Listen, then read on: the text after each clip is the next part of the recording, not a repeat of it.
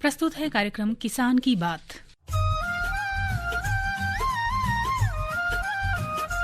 ऐसी नई नई तरकीबें अब हमको है चुननी, ऐसी नई नई तरकीबें अब हमको है चुननी।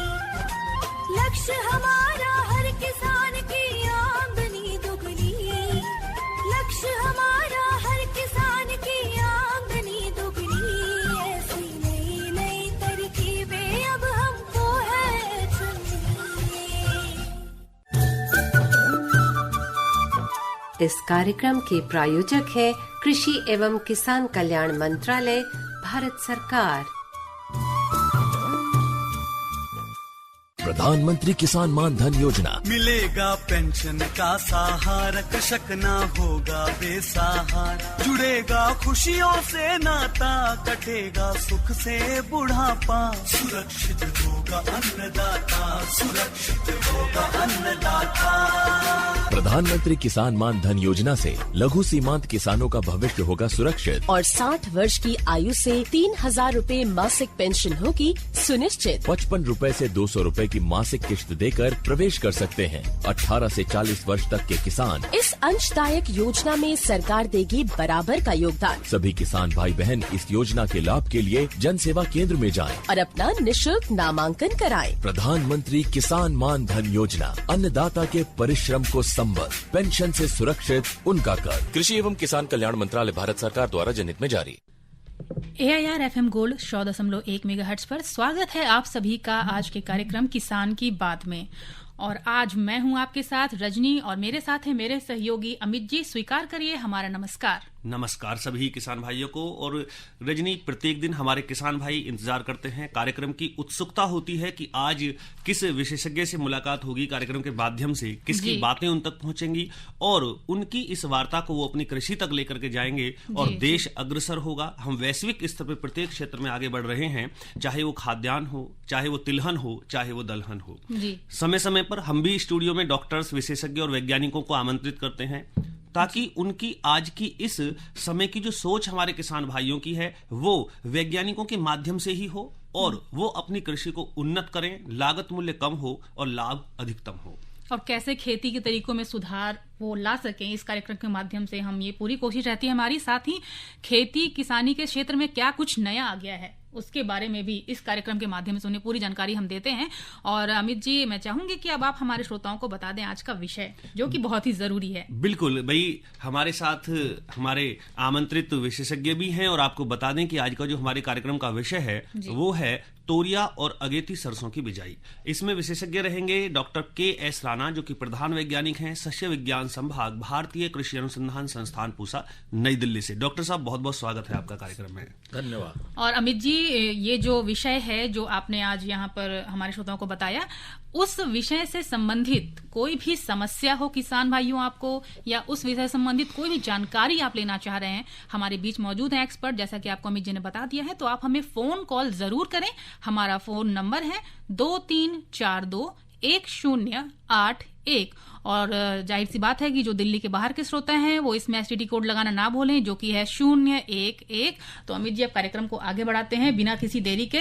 डॉक्टर साहब, सबसे पहले तो हम यही जानना चाहते हैं कि अब जो हमारे किसान भाई बहन हैं जिन्होंने अपने खेतों में जैसे मक्का है, ज्वार है, बाजरा है, ये फसलें काट ली होंगी, खेत खाली होंगे या कुछ तैयार होंगे कि हमारे खेत खाली हो जाएं और आगामी कोई विचार हुआ कि हम किस प्रकार से तोरिया या सरसों की यदि खेती करना चाहते हैं, बिजाई करना चाहते हैं, तो वो किस प्रकार से करें। और इन फसलों का आज की यदि हम व्यावसायिक कृषि के क्षेत्र में देखें तो क्या महत्वपूर्ण स्थान है? देखियो, आजकल जो है हमारी जोत कम हो गई है जी। तो जिन किसान भाइयों ने अपने खेत में मक्का लगाई होगी, बेबी कॉर्न लगाई होगी और कुछ और फसलें लगाई होंगी, मूंग लगाई होगी, वो कट चुकी होगी, तो उसमें किसान भाई 5 सितंबर से 15 सितंबर तक, 20 सितंबर तक तोरिया लगा सकते हैं। तोरिया हमारे जो तिलहन फसल है, जो हमारी जो वसा की रिक्वायरमेंट है किसान भाइयों की और जनरल पॉपुलेशन की, वो दूर करती है। और इसमें तोरिया में हमारा 33 से 40% तक इसमें तेल होता है जी। तो इसमें दूसरा हम अगेती सरसों भी लगा सकते हैं उस आने वाले टाइम में, सितंबर के लास्ट और अक्टूबर के फर्स्ट वीक तक उस अगेती सरसों लगाकर, जैसे खेत हमारा फरवरी में खाली हो जाएगा तो उसमें हम जायद की फसल भी ले सकते हैं। जैसे तोरिया लगाते हैं तो तोरिया 75-80 दिन में पक्के तैयार हो जाती है। तो तोरिया के बाद किसान भाई अपना गेहूं लगा सकते हैं, गेहूं की कटाई के बाद उसमें मूंग लगा सकते हैं। ऐसे फसल चक्र अपना करके तोरिया, गेहूं, मूंग और फिर मक्का वगैरह लगा करके 4 फसलें किसान भाई अपने एक जोत से ले सकते हैं। इस तरीके से फसल चक्र अपनाकर अपनी पैदावार बढ़ा सकते हैं।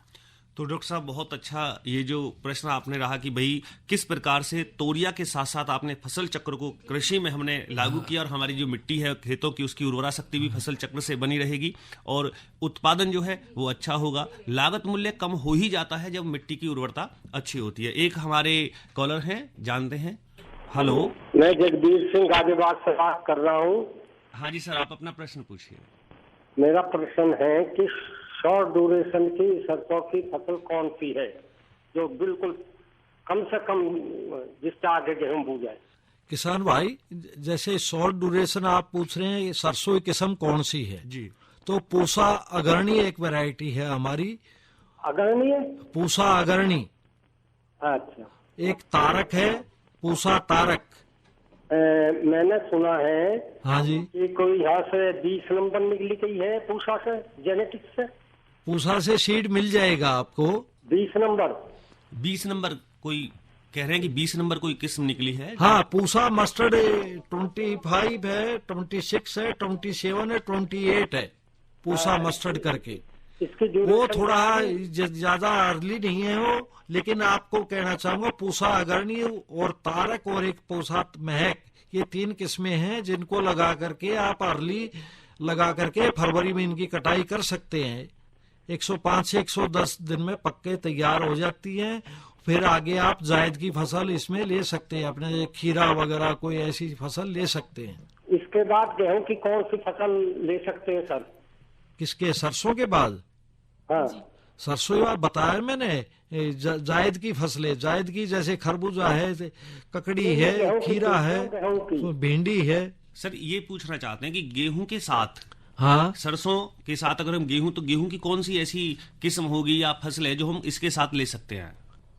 मस्टर्ड की इंटरक्रॉपिंग जी, अंतर फसलीकरण करना चाह रहे हो आप, तो इसमें गेहूं की कोई सी भी किस्म ले सकते हो आप, कि कोई भी वैरायटी आप लेते हो गेहूं की वो भी फिट हो सकती है इसके साथ, जो भी आपके एरिया में अवेलेबल हो वैरायटी 29, 67 और कोई भी वैरायटी, आजकल बहुत वैरायटी है, उसके साथ फिट हो सकती है। बिल्कुल, बहुत बहुत धन्यवाद जगदीश जी आपका कॉल करने के लिए। और डॉक्टर साहब जो आपने प्रश्न का जवाब दिया, ये बहुत लोगों का प्रश्न हो सकता है कि जो हम कम समय में जो शॉर्ट ड्यूरेशन की फसल, जैसे आपने बताया कि भाई पूसा तारक है, अग्रणी है और महक है, तो निश्चित रूप से बहुत सारे किसानों का ये यहाँ उत्तर उन्हें मिला होगा। तो यदि हम शॉर्ट ड्यूरेशन की फसल चाहते हैं तो आप इन किस्मों का प्रयोग करें और लाभ उठाएं। डॉक्टर साहब, आपने भी बात की जो तोरिया फसल की, तो तोरिया में देखा जाता है किसान भाइयों को एक समस्या बहुत आती है कि इनमें दानों का जो बिखराव है वो बहुत होता है। हाँ, किसान भाई जैसे इसकी हार्वेस्टिंग करते हैं फिर थ्रेशिंग करते हैं, तो इसके लिए तो जब इसका दाना फलियां 75% पक्के तैयार हो जाए, पीलापन आ जाए उनमें, तो उसको काट देना चाहिए, क्योंकि उससे शटरिंग, उसका बिखराव नहीं होगा और वो सही तरीके से पक्के तैयार हो जाएगी और उसको आराम से वो उसकी थ्रेशिंग कर सकते हैं। अगर जो ज्यादा मैच्योर हो जाएगी, 100% मैच्योरिटी पर आप काटोगे तो उसमें बुखराव होगा ही होगा। तो मतलब इसका कोई समय है कि किसान भाई को कैसे पता? बस ये पहचान रखे, सुनहरी हो जाए, 75% क्रॉप पक जाए, फिर हार्वेस्टिंग कर ले। डॉक्टर साहब, तोरिया की जो बात चल रही है, रजनी ने प्रश्न किया, लेकिन बहुत सारे ऐसे क्षेत्र हैं कि जहां अलग अलग किस्में होती हैं या अलग अलग किस्मों को वेरीफाई पूसा के द्वारा किया जाता है कि इस क्षेत्र के लिए, एक क्षेत्र के, तो तोरिया की किस्मों को आप कहेंगे कि ये हमारे जो सभी किसान भाई बहन इनका प्रयोग करें? हमारा अच्छा, जैसे मैं कहना चाहूंगा, पूसा के आसपास दिल्ली, आउटर दिल्ली है, बुलंद वेस्टर्न यूपी है, हरियाणा है, पंजाब है, इस एरिया में टाइप 9 वैरायटी है पूसा की, काफी अच्छी पुरानी वैरायटी है और तोरिया की सर्टिफाइड वैरायटी है, इसको अपना सकते हैं। और वैरायटी है कई, जो पूसा जवाहर 1 है, जवाहर 2 है, जवाहर 3 है, उनको मध्य प्रदेश में ले सकते हैं, इसमें गुजरात वगैरह में ले सकते हैं। और हमारे कुछ ऐसे किसान भाई बहन जो पहली बार तोरी या अपना ये कह रहे हैं कि भाई जो हम बोना चाहते हैं कि हम तोरिया पहली बार लगा रहे हैं, तो इसके लिए उन्हें जो अपना खेत है वो किस प्रकार तैयार करना चाहिए कि उन्हें अच्छा उत्पादन मिल सके? हाँ, जैसे किसान भाई, जैसे मक्का की फसल थी आपकी, उसकी कटाई हो गई, तो उसके बाद उसकी 2-3 पुलाएं उसकी प्लोइंग करके खेत को तैयार कर दे और तोरिया की बिजाई कर दे। डॉक्टर साहब, अभी एक हमारे कॉलर हैं, इनसे बात कर लेते हैं। हाँ, उनको भी संतुष्टि देना। मैं के शर्मा बोल रहा हूँ, जनकपुरी, दिल्ली से। जी सर। ये राई और सरसों में क्या फर्क होता है? और दूसरा मेरा सवाल है, कच्ची घानी सरसों का तेल क्या होता है? ये कच्ची घानी सरसों का तेल ये है जो आप हमारे कोल्लू होते हैं तेल निकालने के, उसी को कच्ची घानी का तेल बोलते हैं। जैसे आपने सरसों ली अपने खेत से, हाँ जी, उसको उसमें क्रशर में निकलवाया, उसी को कच्ची घानी का बोलते। क्योंकि पहले हम लकड़ी के कोल्लू से, हाँ, लकड़ी के कोल्लू होते थे जैसे पहले टाइम में, अब भी है कुछ कुछ जगह पे गाँव में, और कई तरह नजफगढ़ है, कई जगह के एरिया में है भी, अब भी अवेलेबल है दिल्ली के आसपास में। तो आप वहां से अपने जहाँ पे सरसों उसको लेकर के भी निकलवा सकते हैं आप तेल, उसी को कच्ची घानी का तेल बोलते हैं। अच्छा जी, मतलब कि जो बिल्कुल भी वाले ना को किया नहीं कहते, हाँ, बिल्कुल शुद्ध, हाँ, जिसको आजकल लोग ऑर्गेनिक। और राई और सरसों क्या कह रहे हैं दूसरा प्रश्न? राई और सरसों में क्या फर्क है? राई और सरसों में कोई ज्यादा फर्क नहीं है। राई का दाना थोड़ा बारीक होता है, उसकी थोड़ा पीड़ापन होता है उसके, उसमें सरसों का थोड़ा ब्राउन होता है, उसको पीली सरसों बोल देते हैं हम राई को। जी जी जी, धन्यवाद डॉक्टर साहब आपका। उम्मीद करते हैं कि आपको अपने सवाल का जवाब मिल गया होगा और आप संतुष्ट भी हो गए होंगे। और अब कार्यक्रम को आगे बढ़ाते हैं अमित जी। बिल्कुल, डॉक्टर साहब से हमारी बात चल रही थी कि हम किस प्रकार से अपना जो खेत है वो उसको किस प्रकार उसकी जुताई करें, जो हमें अच्छा उत्पादन मिले, खेत कैसे तैयार करें। और डॉक्टर साहब, आप तोरिया जो बात हो रही है, तोरिया के बारे में जब हम बात करें तो साथ ही साथ इसका जो विकल्प बनकर आया है वो है अगेती सरसों। हाँ, देखा जाए तो तो हाँ, बिल्कुल आप सही कह रहे हो। सितंबर के एंड में पूसा अग्रणी वैरायटी है, तारक है, पूसा तारक है, पूसा महक है, इनको आप लगा सकते हैं। और ये बिल्कुल कई बार तो अर्ली जनवरी के एंड में और फरवरी के फर्स्ट वीक में पक्के तैयार हो जाती है। और इनको हार्वेस्ट करने के बाद आप जायद की फसलें, भिंडी लगा सकते हो, कोई खरबूजे लगा सकते हो और फसलें ले सकते हो। और अमित जी, देखा जाए तो आजकल सरसों का जो वैल्यू है वो मार्केट में बहुत ज्यादा है, क्योंकि अरे किसान भाइयों, मैं बताना चाहूंगा, कई फसलें जो जिनमें ज्यादा पानी की आवश्यकता होती है, सरसों में ओनली 3 इरिगेशन नहीं तो 2 इरिगेशन में आपको भरपूर पैदावार मिल जाती है। और इसका रेट भी आपको पता ही है, 5,000 रुपए पर क्विंटल है ही। जी जी, खास करके खाना बनाने में तो हम इसका इस्तेमाल करते ही हैं, साथ ही अचार का जो बनता है उसमें, तो बिजनेस के पर्पज से भी देखें तो, और बिजनेस के पर्पज से देखें तो मैं एक चीज और कहना चाहूंगा मैडम, जैसे अर्ली सरसों बोई आपने, उसका जैसे किसान भाई उसकी जब कच्ची स्टेज में होती है, किसान 15-20 दिन की पुरानी सरसों, उसका साग भी मार्केट में बेच सकते हैं, उससे भी पैदा आप अपने आप पैसा बना सकते हैं। बिल्कुल बिल्कुल, एक व्यवसाय, उसका इकोनॉमिक यूज है जी। साग के पर्पज के लिए भी हम उसको यूज कर सकते हैं पैसा, क्योंकि शुरू में सरसों महंगी बिकती है जी। पूसा अग्रणी बोओगे तो जल्दी मार्केट में आएगी, उसका पैसा वेजिटेबल पर्पज के लिए भी ले सकते हैं आप।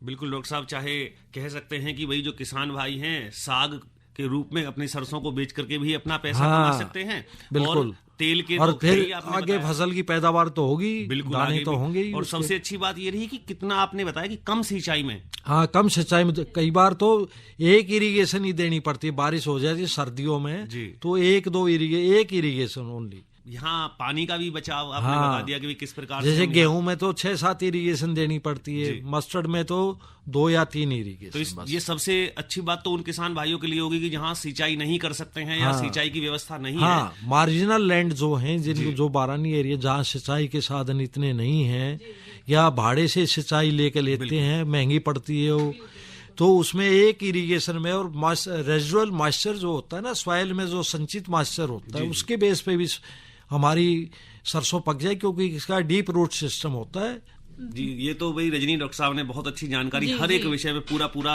ज्ञान हमारे सभी श्रोताओं तक पहुंचा रहे हैं। जो अभी खेती हम बात कर रहे थे कि खेत किस प्रकार से तैयार करें, लेकिन वहीं की अभी हमने कहा कि किसान को जो है लागत कम करनी है, तो सिंचाई के विषय में आ गया कि बहुत कम आप पानी दे करके कर सकते हैं। तो क्या उर्वरक प्रबंधन में भी हम कम लागत के द्वारा अच्छी सरसों का उत्पादन ले सकते हैं? हाँ, इसमें क्या है, जो ये ज्यादातर किसान भाई जो मस्टर्ड है ये है कम इरिगेशन की रिक्वायरमेंट हो, इसलिए खाद की रिक्वायरमेंट भी कम है इसकी age compare to other crops, जैसे आपकी गेहूं है और क्रॉप है।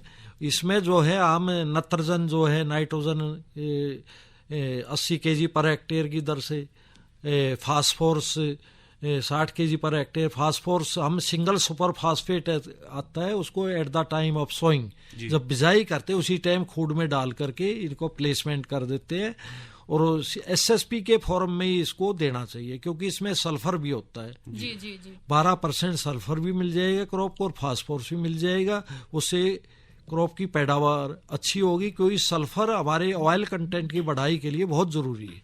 बिल्कुल, ये हम पढ़ते भी है कि भाई सरसों के लिए जो अच्छा प्रोडक्शन है, दाना मोटा होगा, हाँ, मोटी उसके लिए कई बार सल्फर की कमी रहने के कारण उसका दाना इतना मोटा नहीं हो पाता। जी, तो सल्फर एक महत्वपूर्ण उर्वरक इसमें रहा, तो इससे ये भी बात रही कि ऑयल कंटेंट भी ज्यादा बनते हैं उससे। कम उर्वरक से भी हम अच्छा उत्पादन सरसों का ले सकते हैं।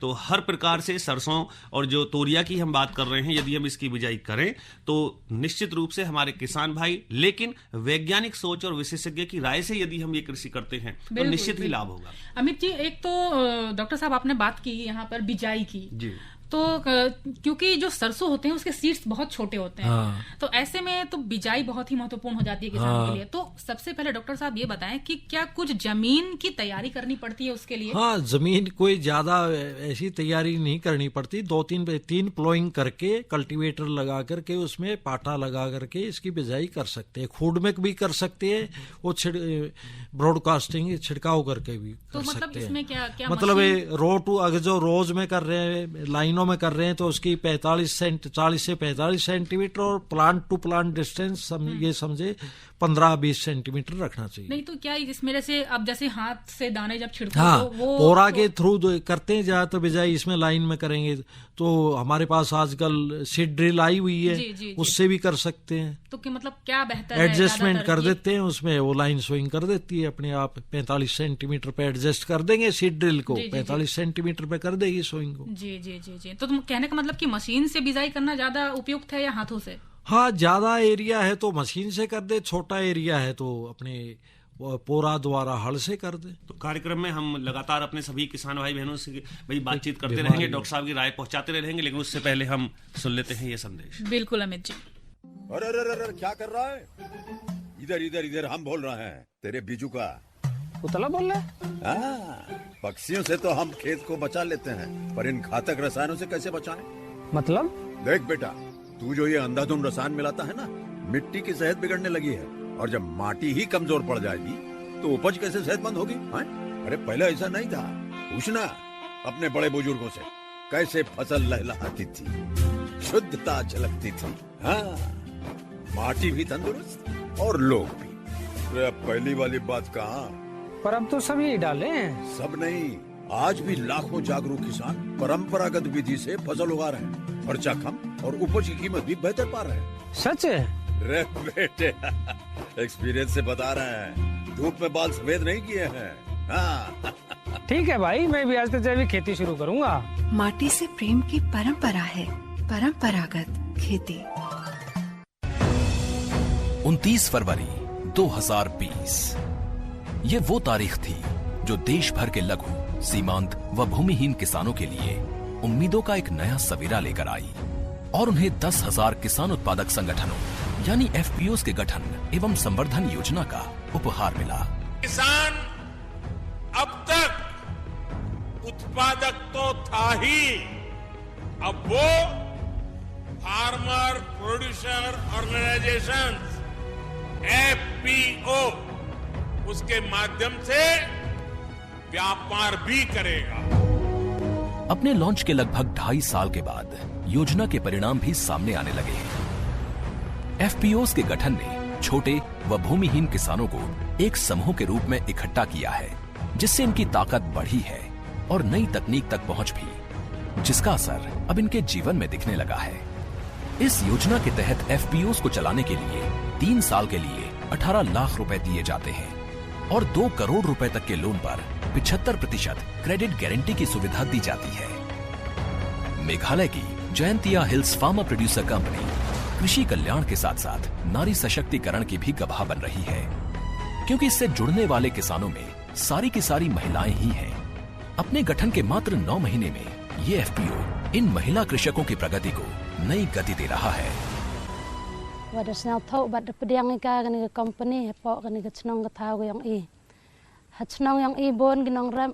Kamtam ku em pok ngani company da emi kamwan rus pak tam ngut kinong rem. Sao kuman di em ngani company yo ichibon gijing mentoy gijing yarab. Chhattisgarh का बालोद आज इस योजना की रोशनी से एक नई सुबह का साक्षी बन रहा है। यहाँ अप्रैल 2021 में स्थापित की गई सर्वोदय कृषक प्रोड्यूसर कंपनी आसपास के 11 गांवों के सैकड़ों किसानों का जीवन रोशन कर रही है। मैं अन्य जगह से खाद दवाई लेता था तो बहुत ही ऊंचे दामों में और बहुत ही परेशानियों का सामना करना पड़ता था। मैं जब से सर्वोदय कृषक उत्पाद लिमिटेड से जुड़ा हूं, तब से मुझे बहुत ही कम कीमत में और आसानी से खाद और दवाई मुझे मिल रही है, जो कि मेरे आय वृद्धि में बहुत ही सहायक है। जब से मैं FPO में जुड़ गया हूं, तब से मुझे मार्केटिंग करने की कोई समस्या नहीं है। मेरा उत्पाद जो है FPO के माध्यम से बहुत दूर दूर तक बिक रहा है। ओडिशा का संबलपुर, जहां के आदिवासी किसान कभी गरीबी कभी अंधेरे में जिया करते थे, वो आज समृद्धि के उजाले से जगमगाने लगा है और SFAC की सहायता व उचित मार्गदर्शन से 7,30,000 रुपए की इक्विटी ग्रांट मिली है। FPO आसलाबाद मत 2 पैसा मिलवार बाद मुई गोटे मेसीन बसई करी 2 पैसा अच्छा तेल रो मेसीन बसई करी 2 पैसा भल कमाऊछे। मैं आगे व्यापारी मैंने कम रेट रे धान नहीं जाऊले, किंतु एखन FPO संस्था आसबार द्वारा हमें दुरियानु नहीं जाकर पाखे धानटा पाई पारुछु आ लाभवान बहुत होछु। और FPO के द्वारा छोटे किसानों की ताकत बढ़ाने का जो मेरा लक्ष्य है, उसमें आप जैसे साथी बहुत बड़ी ताकत है। मैं आपको और आपके साथ जुड़े हुए इन सभी किसानों को मैं देख रहा हूं, उनके चेहरे पे मैं उत्साह देख रहा हूं। मेरा उन सबको भी नमस्कार, उन सबको भी बहुत बहुत शुभकामनाएं। इस योजना ने छोटे छोटे किसानों को जोड़कर बड़े समूहों में तब्दील कर दिया है और लघु व सीमांत किसानों की सफलता की सैकड़ों कहानियों ने ये सिद्ध कर दिया है कि नए भारत का किसान अब कमजोर नहीं। वो भूमिहीन भले ही हो, पर संसाधन विहीन नहीं। उसके पास आज तकनीक की ताकत भी है और सरकार मदद की राहत भी। और मात्र 2 वर्ष के अंदर देश का अन्नदाता इस FPO योजना से जुड़कर अपना जीवन सुखमय और समृद्ध बना रहा है। साथियों, आप लगातार सुन रहे हैं कार्यक्रम किसान की बात। हमारे साथ बने हुए हैं डॉक्टर KS राणा, प्रधान वैज्ञानिक हैं, सस्य विज्ञान संभाग, भारतीय कृषि अनुसंधान संस्थान पूसा, नई दिल्ली से। चर्चा चल रही है कि तोरिया और अगेती सरसों की बिजाई कैसे करें। लंबी वार्ता के बाद कार्यक्रम बिल्कुल अपने अंतिम पड़ाव पर है। हमने बिजाई की बात की, किस्मों की बात की, उर्वरक प्रबंधन से लेकर सिंचाई, प्रत्येक बिंदु पर विशेषज्ञ ने, डॉक्टर SK राणा ने सब कुछ स्पष्ट कर दिया। लेकिन हम जानना चाहते हैं कि अभी एक हमारे किसान भाई कॉल भी कर रहे थे, जब संदेश जा रहा था, तो उनका भी प्रश्न हम शामिल करेंगे। रोग और बचाव अभी ये बिंदु रहा है कि डॉक्टर साहब इस पे आप बताएं कि कौन कौन सी बीमारियां इसमें आने की संभावना होती है, कैसे बचा जा सकता है, इन बीमारियों से अपनी फसल को बचाया जा सकता है। और अभी हमारे किसान भाई जो कह रहे हैं कि 1 एकड़ में 20 कुंटल सरसों के लिए कंपनियां गांव में आ रही हैं, एक अलग अलग भ्रांतियां फैला रही हैं कि इतना हम प्रोडक्शन ले सकते हैं, तो इसमें कितना सच है? देखो, इसमें जैसे तोरिया लगाते हैं हम जी, कई बार सितंबर के महीने में टेम्परेचर ज़्यादा होता है, तो इसमें जब सीडलिंग होती है हमारी, उसमें एक कीट आता है वो जो उसको नीचे से खाने लगता है। तो इसकी रोकथाम के लिए, कैटरपिलर उसको बोलते हैं, उसकी रोकथाम के लिए क्लोरोपाइरोफॉस 25 किलो पाउडर 1 हेक्टेयर के लिए, 8-10 किलो मतलब 1 एकड़ के लिए, उसको यूज कर सकते हैं, छिड़काव करके उसका गलन का सीडलिंग का नहीं होगा। डॉक्टर साहब बीच में अभी एक कॉल आ गया है, ले लेते हैं। Hello hello. हाँ जी सर, कौन बोल रहे हैं, कहाँ से बात कर रहे हैं? मैं जिला हमीरपुर बुंदेलखंड से बोल रहा सर। अच्छा सर, नाम बताइए आप अपना। मैं सर ये पूछना चाहता हूँ कि हमें अक्टूबर में बीज सरसों बोना है तो कौन सा वैरायटी का बीज बोएं और CSA का बीज वितरण कार्य कब से शुरू हो जाता है? अच्छा सर, ये हमीरपुर से बात कर रहे हैं, पूछ रहे हैं कि हमें सरसों जो है अक्टूबर में बोना है तो कौन सी फसल का बीज अच्छा रहेगा और कब वितरण शुरू होता है? पूसा अग्रणी वैरायटी है, उसका पूसा तारक है, पूसा महक है, पूसा मस्टर्ड 16 है, 26 है, 25 है, 27 है, 28 है। इन सभी का बीज पूसा संस्थान में उपलब्ध है, आप आके ले सकते हैं, नहीं तो आपके यहाँ जहाँ पर लोकल मार्केट में अवेलेबल हो तो वहाँ से लेके लगा दें। ठीक ठीक सर। हाँ। जी बहुत बहुत धन्यवाद सर आपका फोन करने के लिए। डॉक्टर साहब, बात हो रही है रोगों की, तो यहाँ पे एक चीज बहुत जरूरी है अमित जी, बस हमें ये बता दीजिए क्या बीजोपचार भी अत्यंत महत्वपूर्ण है? हाँ बिल्कुल, बीज उपचार के तो बहुत ही जरूरी है। 2 दवाई है, कैप्टाम और थीराम, उसका 2 ग्राम 1 किलोग्राम सीड में मिला करके बीज उपचार करके बिजाई करनी चाहिए। इससे जो भी बीमारी होगी वो उसकी रोकथाम हो जाएगी आने वाले टाइम में। इसके बीज उपचार करना बहुत ही जरूरी है। बहुत बहुत धन्यवाद डॉक्टर साहब इतनी अच्छी जानकारी देने के लिए। और अमित जी, घड़ी की सुई हमें इशारे कर रही है कि हम अब इस कार्यक्रम को यहीं संपन्न करें, तो अब हम लेते हैं अपने किसान श्रोताओं से विदा। नमस्कार। नमस्कार।